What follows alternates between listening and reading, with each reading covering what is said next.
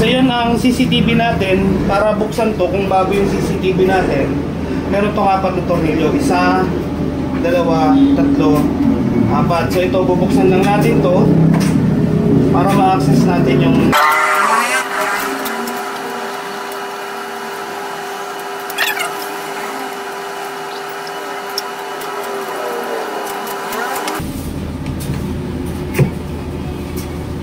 so push lang natin to.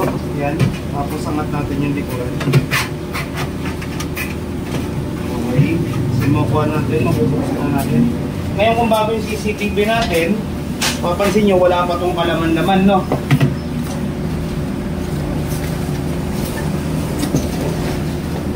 So sa CCTV natin, may kasama yung mouse, SATA cable, at saka yung power supply natin. Okay? Sa power supply natin, buksan lang natin yan. Yung power supply, dito natin ilalagay.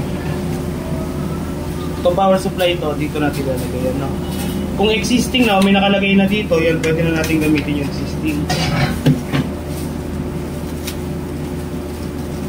Tapos itong SATA, yan, hindi naman kayo maliligaw kasi hindi naman siya pwede maikabit na pabaliktad.